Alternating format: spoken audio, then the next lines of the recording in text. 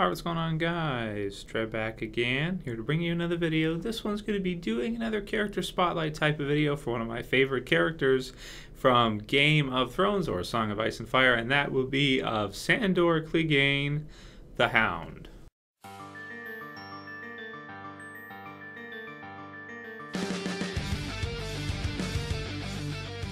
And yes, this one will contain spoilers for anyone who hasn't seen all of Game of Thrones so far, so up to the end of Season 4, including the finale especially. So if you haven't, don't watch this yet. That said, really want to do this video. This was one people suggested. Been doing some character spotlights for Game of Thrones, and he is definitely one I want to get out of the way, you know, right away, because he is one of my favorite characters. I did one for Tyrion, if you guys missed that, and one for Tywin. And please write in the comments below which one you want to see next. If you want to see me do a spotlight on Jaime or Cersei, I think those two are probably close to next. And any other characters from Game of Thrones, write them below. That way I can take them into account and do a video on them once I get a chance. So continuing with daily Game of Thrones videos for a little while. We'll be doing that, you know, forever, all year or anything like that. But you know, because the season's just ended, I'm kind of in the habit of doing it. Want to continue to make some more. So with regards to this one, really wanted to get out of the way soon, and then do some others after this one. Now I will say, with regards to the channel and Game of Thrones subscribers, I have an influx of maybe a couple thousand new subscribers to the channel from Season 4 of Game of Thrones. So if you're one of them, or even if just you're subscribed for Game of Thrones, I've been kind of going through comments lately, because I like to use comments to get feedback from you guys, and to see what kind of videos you want me to make. And just recently, there's been a lot of Game of Thrones jerks in the channel. And this is something that happens a lot when I do different types of videos. It's funny because I get to see different types of audiences and how they react. For example, audiences of comic book stuff or The Walking Dead, for example, really, really nice people, good people. You know, they generally don't talk shit to me. They generally don't do that kind of stuff. Versus something like Breaking Bad, which when Breaking Bad was on, you know, because of the nature of the show, the type of audience it has, just full of straight up jerks, you know, just full of it. So Game of Thrones is almost just as bad as Breaking Bad. It's close, you know. People generally, it's weird, they subscribe to the channel and then all they do is talk trash to me. That's all they do. It might be just like an internet culture thing that people are just used to talking shit. But I'm just letting you guys know, putting it out there. I have to do this every so often for newer viewers, that I really don't put up with that very much. If you're going to talk shit to me for no reason, then I probably will ban you. And if you have been banned, if you're watching this video right now and you're one of the people I banned from my last video for Game of Thrones, all I would say is just sorry, you were a jerk. And I never unban people. So if you want to, you know, come back to the channel, be able to comment again, you're going to have to create a whole new YouTube account or switch accounts and do that, or just unsubscribe and leave.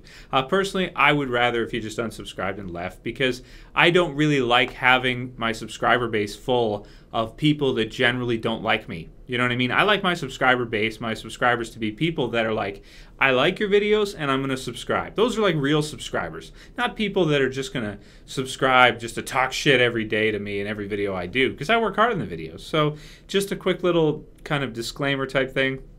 If you're going to be a dickhead in the comments, and I do see it, and I do review most comments, you know, not every single one, but most of them, I will ban you. So please don't do that. Please don't put me in that position, because you negatively affect other viewers. You know, you see a couple negative comments, and it starts affecting the way you're viewing things, and then other people get involved, and they start commenting negatively. So please don't start that chain reaction if you're one of those types of people. If you want to leave, if you don't want to stay, just unsubscribe and leave. Okay, so I want to get that out of the way real quick. Now I'm going to continue, and yes, I will continue with some more Game of Thrones videos going forward. By the way, if you have any suggestions, please send them to me. So this was one that was suggested. A lot of people wanted to see, because of what happened, of course, at the end of Season 4.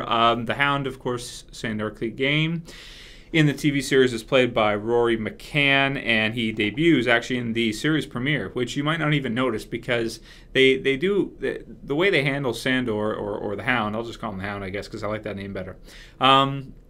Is very it's kind of sneaky. At the beginning, he comes in and he's there, but he's kind of like this background character, and you wouldn't think that anything's going to happen with him. You just kind of think he's just some random, tough guy warrior that's to protect the prince, that's to protect the crown and the Lannisters, and it doesn't really seem like he's going to amount to anything. He probably would just be a random death in the series at some point in time. But instead, what we get from him is we get a really deep character that is a lot of fun to see throughout the series. Of course, all 4 first seasons, he's got a lot of time in, and as things go on, he actually gets more. He doesn't get less. For example, season 4, a lot of scenes with just him and Arya. For example, the premiere, where he gets into that brawl at the little pub that they stay at there, and kills those 5 guys with Arya. He becomes a very, very forefront character as the series progresses, and I like that a lot. I like that they give him that time, because Rory McCann's performance as him, I think, is fantastic. He really plays this kind of dark and kind of ugly and scary looking dude that has a lot of malice in his gaze. He really brings a kind of fearsome, intimidating sort of presentation with him, regardless of where he is. Even to the point where he just gets fed up with Joffrey and the others, and then he kind of fuck the king and he leaves. And he's got a lot of great lines like that. Fuck the king. In the way he says it too. Like, for example, when he's talking to Brienne in the very last episode, some of my favorite stuff from it is when he's just talking, like before the fight actually starts. And Brienne says she's going to take her to safety, and then the Hound looks at her like, safety? What the fuck's that? And then he rolls off the people that are dead. Her parents are dead. Her brother's dead. Her sisters are dead. Her sister's dead. And he just goes off. And then, oh, and that's what you're doing, protecting her? Aye, that's what I'm doing. I've been staring at Lannister gold my whole life. So I really love the way Rory delivers his lines for the Hound. He's really scary.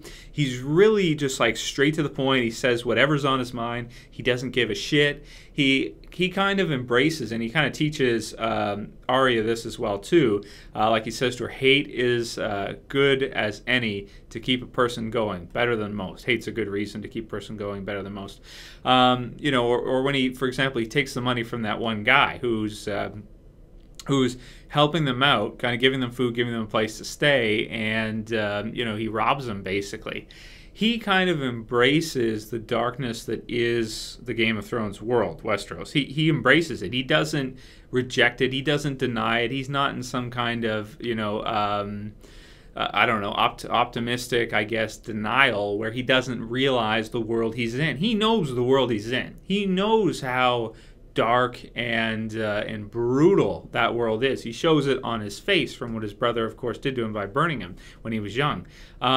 So he's a character that is a great survivor because he always kind of assumes the worst. You're here for the bounty on me, right? He always assumes the worst, and he's usually right. With Brienne, he's not exactly right, but then again, the whole fight starts because he sees a nice sword on her. He figures he can take her without any kind of trouble, which you'd think he would be able to, which, by the way, we'll get to in a minute in that battle because that's a big defining battle for him.